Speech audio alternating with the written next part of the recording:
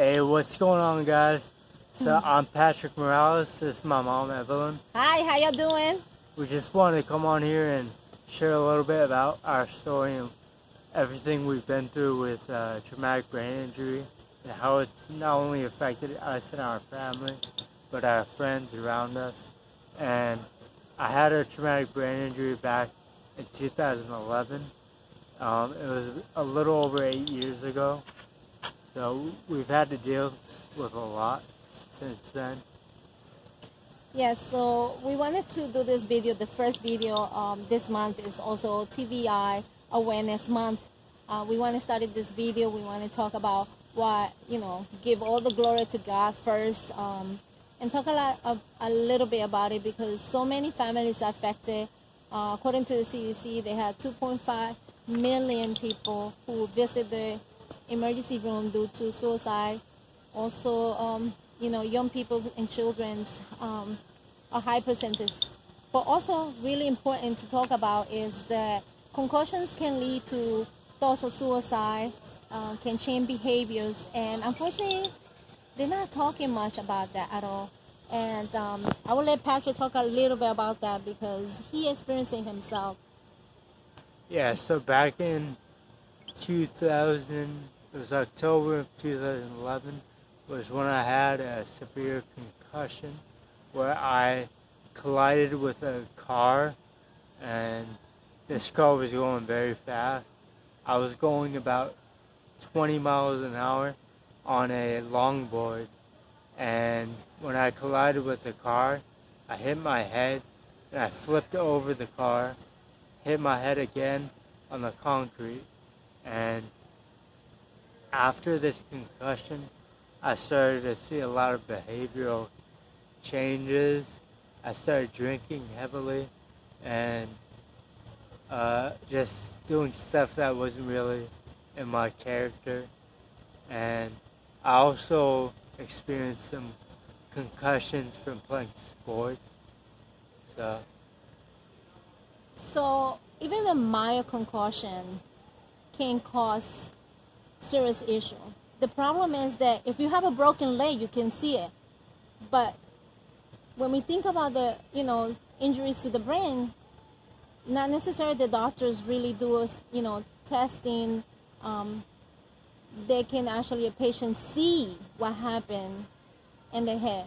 If we think about the brain, which is consistent of butter, and we think about all these edges inside the skull, they can cause scars just from a mild, hit to the head, even a movement forward and back in a car can cause a concussion. You might start having issues with vision. You might have problems with concentration. You might have brain fatigue. Those are all signs. And unfortunately, many patients report going to the doctor and those symptoms not really being addressed, and telling them sometimes that it would take some time to recover, to the point that many people even they tell them it's depression and give them medication, anxieties, and some people unfortunately start self-medicating. Some of them start the experience that I had seen actually by working in the medical field, they start self-medicating to the point that leads to suicide thoughts. And we need to make that a question when we do vital, just like we have now, are you safe at home? Do you feel safe at home? We need to put it included in the emergency room where we asking people, not just asking, do you have a concussion, but asking questions like, have you been in a car accident? Have you injured your head in any way playing sport? Because my experience has been that if I ask someone, do you have a concussion, they'll be like, oh, no. And when I ask deeper questions, they actually answer. Go ahead, Patrick. So after my concussion in 2011, I started self-medicating.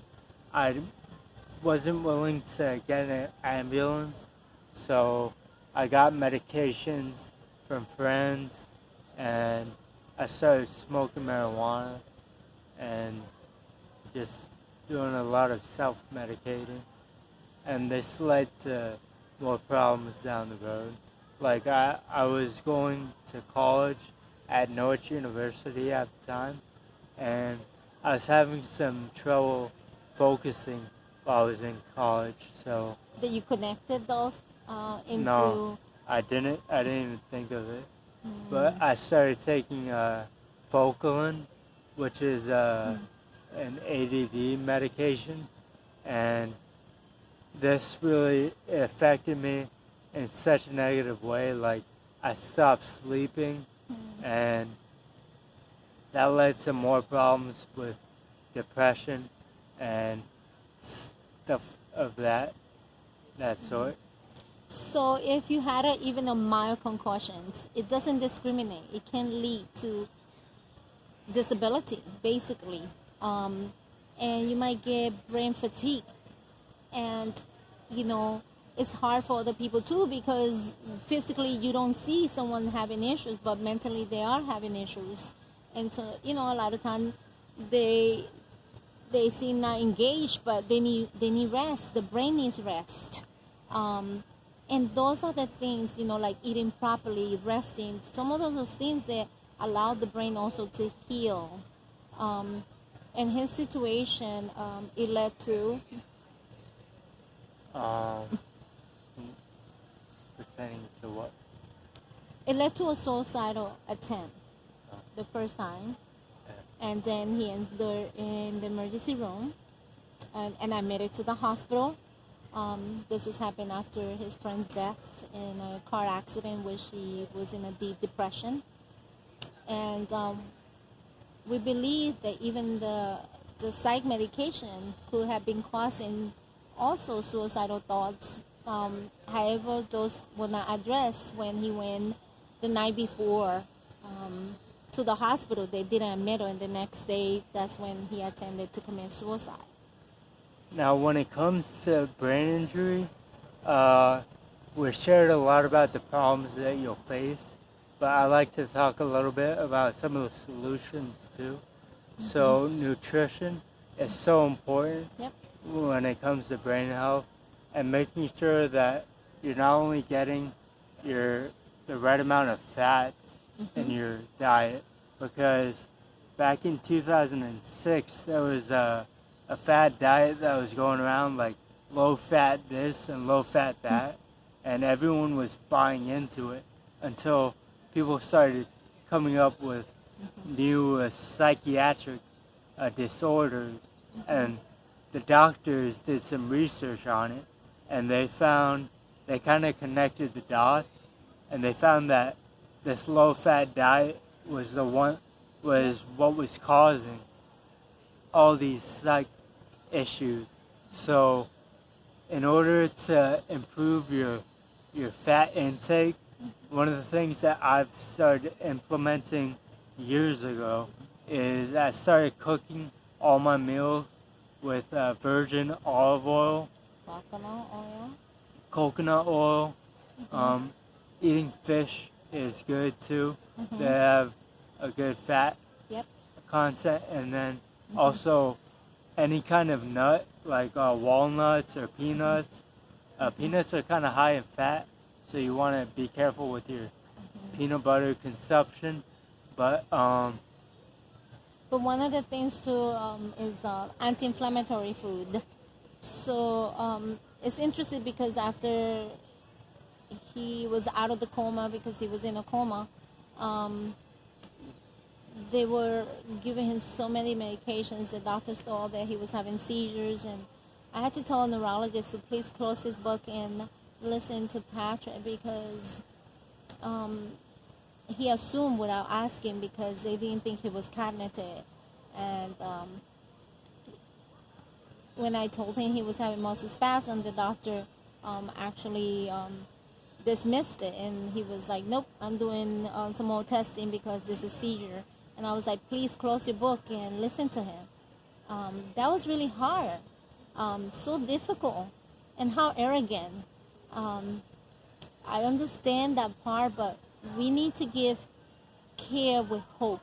Doesn't matter if you take care of a patient in hospice, it doesn't matter if the books and the testing are saying different, especially with the brain, because there's have been so many cases out there. But I know this was all God. I know God had control of all of it, and I was not just a mother in denial like I was told. That was very painful. It was very painful. The disrespect. I heard the story of a father who actually even used a weapon, because he told him my son squeezed my hand, and they didn't believe him. And he went to jail, of course, but his son is alive and working for his company. It's amazing.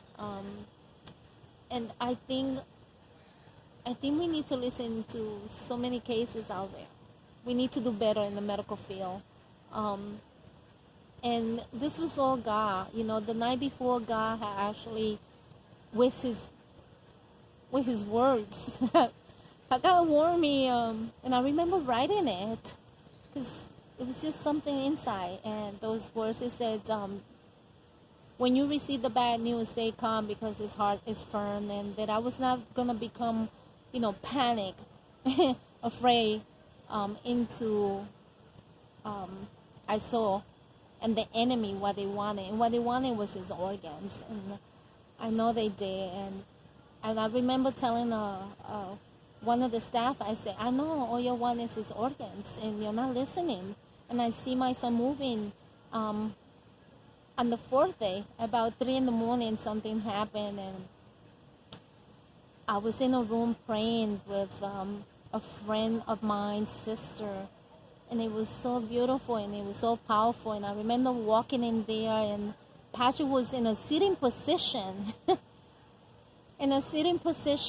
shaking, and I continued praying. And I remember after the nurse said, "Are you okay?" And I'm like, "Oh, they don't even know, but Patrick is back."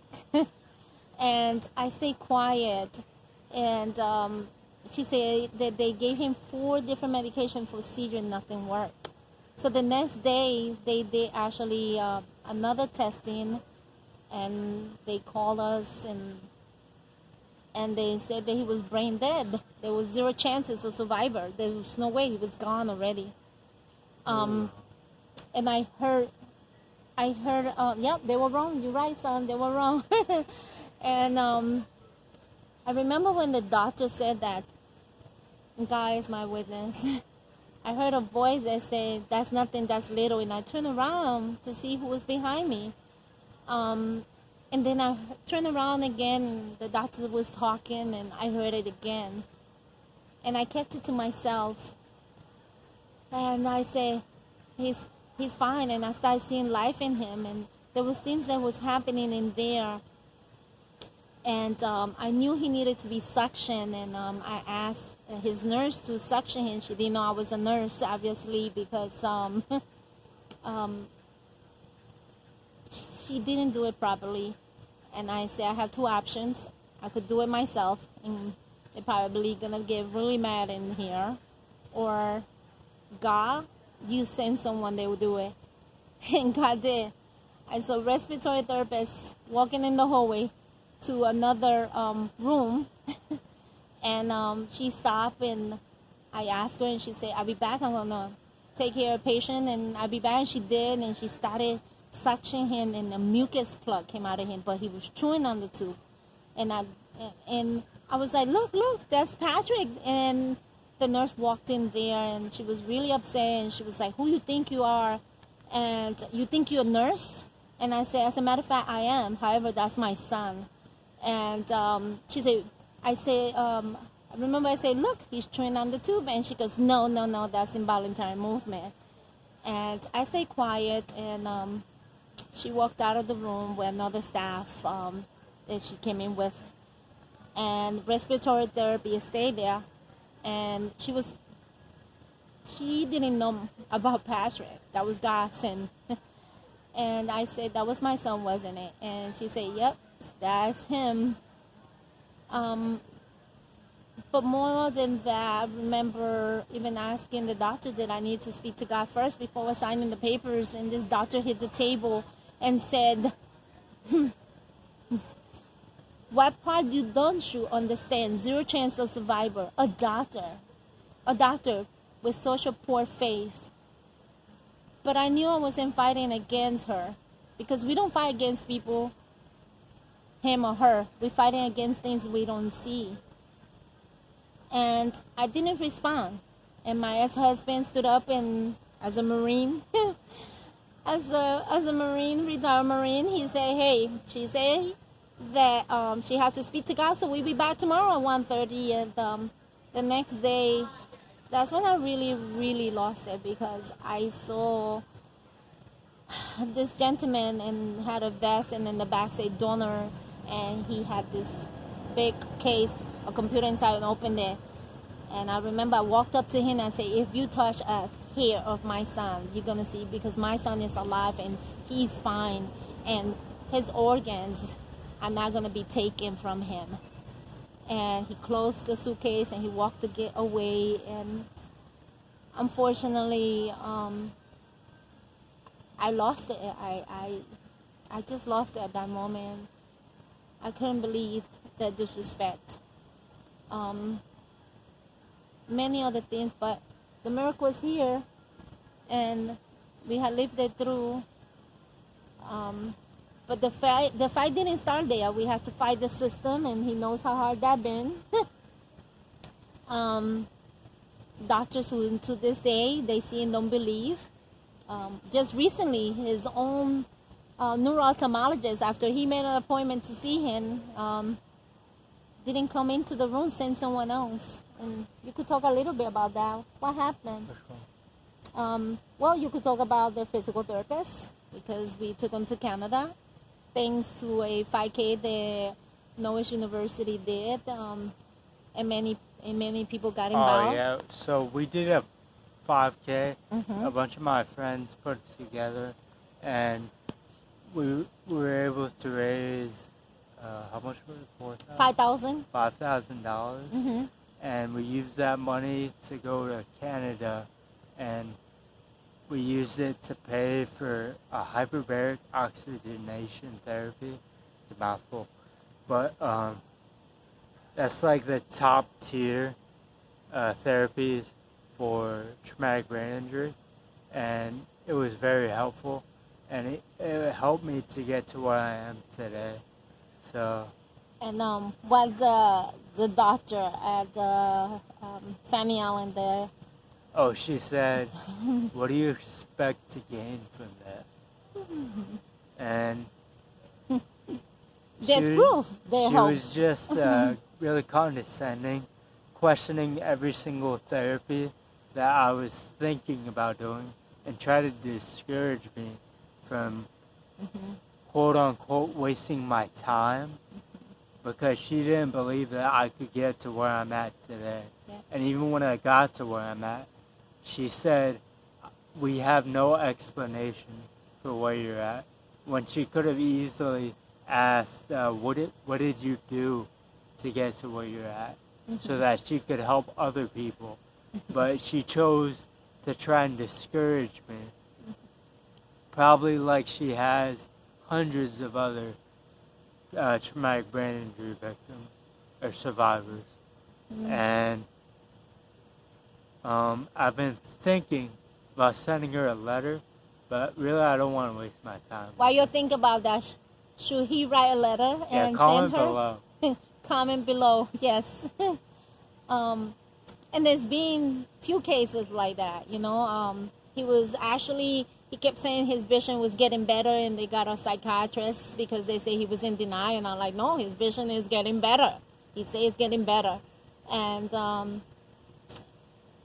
it's just, it's things that I couldn't believe. Like, you see and don't believe it. And it was difficult because I've been a case manager before, but his health insurance stopped because they say he was going to be in a vegetable state for the rest of his life. I didn't know that was going to happen. So that was difficult within itself. And then I had to do the late work. from all the pain that I was feeling emotionally anyway, too.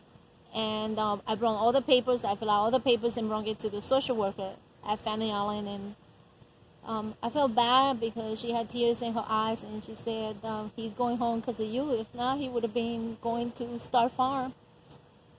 And can you comment about the conversation we just had recently with, they actually told you about going to a facility, and I came in and you seemed sad and I asked you.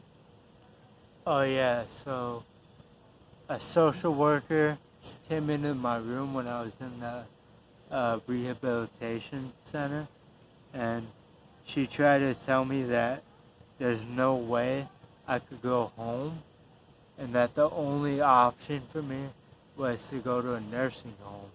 And I know what kind of stuff happens in nursing home because my mom, she's a nurse and she's worked in nursing home.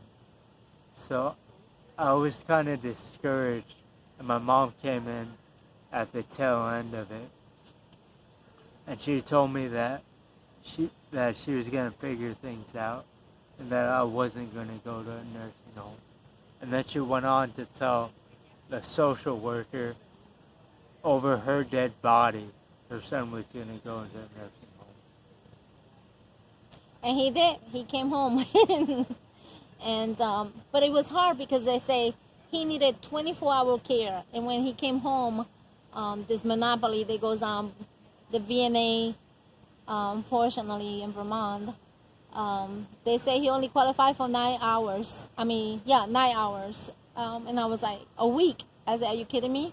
And I went to God again, and God said, you don't receive because you don't ask. So we asked God, and God provided, and God brought the right people. And I got to be grateful to all the people they helped, those people they believe, they sing with their heart.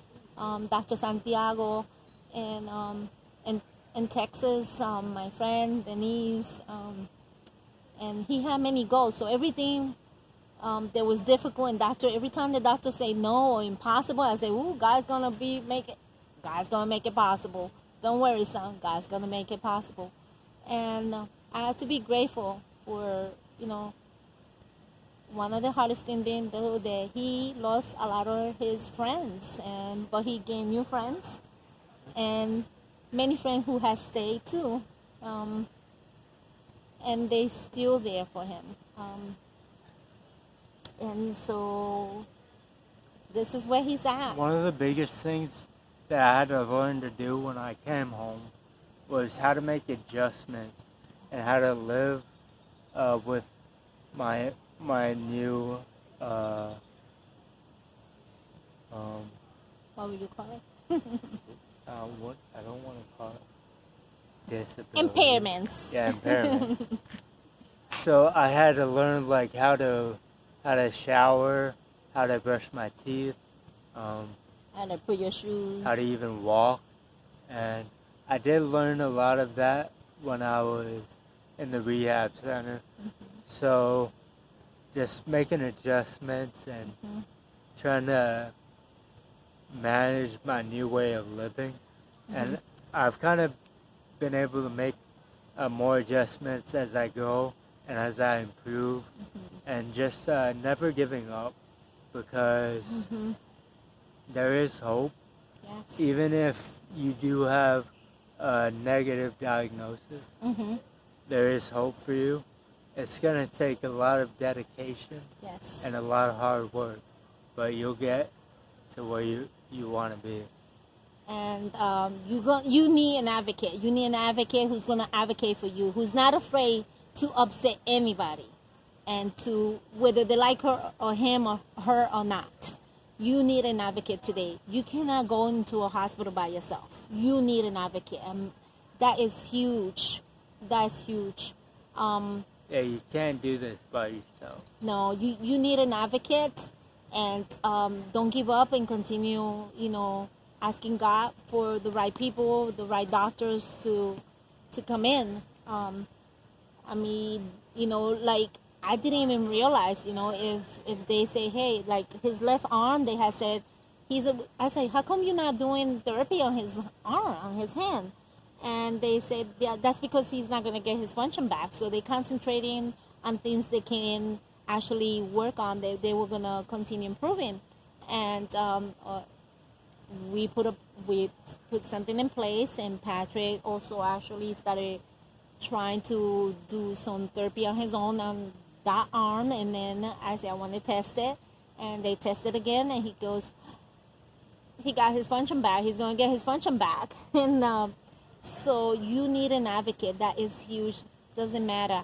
You need to know the medications. You need to know there are so many things later on in other videos that I'm going to include, things that can help your loved one after a brain injury to reach that higher potential that person can do it. They can do it. This amazing thing. Music is amazing. And can we dance bachata after this? We're gonna go dance bachata. That you kind of want to stay away from, because there is a lot of misinformation Yes. out there being peddled by doctors and health professionals. Yes. So, yeah, we're gonna be able to shed some light on Yeah, we're gonna talk about, someone testing, like, unfortunately, an MRI, CT scan, someone have a concussion, unless you have a bleed, they can't see it. You can't see it. You need something like a SPECT. Don't go into that. We're gonna go into that later. We're not gonna go into that. And it's so peaceful here. Don't hear no cookies over here. Not yet. We're in this beautiful place. I'm gonna turn around a little bit. Puerto Rico. It's really relaxing, and we walk from Isla Verde. We walk a couple of blocks, and it's fine. We need to come out more to nature. I had learned so much from this. It had taught me so many things too, about how strong I really am, about living life, about really self-worth and self-love. And I'm not married. Now that I'm single, ladies. Any single ladies out there? Oh, Patrick. But we're going to be talking about food education and anti-inflammatory food. Many other things to help people. This is the first video. But God have a purpose. And el testimonio y todo esto también va a ser en español. Y quiero llegar a otros países en español porque me han mandado mensajes, me piden ciertas cosas que pueden hacer con sus loved ones. Y duele ver una persona de 18 años que tuvo un stroke y lo tienen en una silla de ruedas, y no están no le están ayudando a la familia para que pueda llegar a lo que yo sé que puede llegar. Cuando vayamos para atrás, when we go back, we're going to go to a family who actually, her son acquired a stroke at 18, and we're gonna try to help. That's it, We're gonna try to help this family. And the thing is that after traumatic brain injury, like Patrick was in a feeding tube, and he was like, something is wrong, and they will not listen. That alone could have actually killed him. We don't think about feeding tube being dangerous, but it is. People can die from that. So I had to advocate again, and I had to upset people, and they actually had put the stitches, they were too tight. So actually the food that they were actually trying to feed him, it was actually not passing to the stomach the way it should have, was supposed to be. That alone could have killed him. I didn't know that. Yeah. They had given him so many medications, and I'm so grateful because I was like, God, get him out of this hospital. And it did happen, and went on a different hospital. And by the time we were there, the doctor was like, how come he's on so many medication? And they took the seizure medication. They took so many medication, and because that alone can also affect what the brain's supposed to do to heal. So it's been cases like that. They took the right from me, they gave it to his stepfather, they took it from his stepfather, they gave it to his biological father, they went back to his stepfather, because they're afraid of people who advocate. But we will wrap this off and we will talk tomorrow. Bye, y'all. See ya. Peace. Which one is it? Love, hope, faith. Number one is God. Bye-bye. Number one is God. No pierdan la fe. La fe. Lo veo.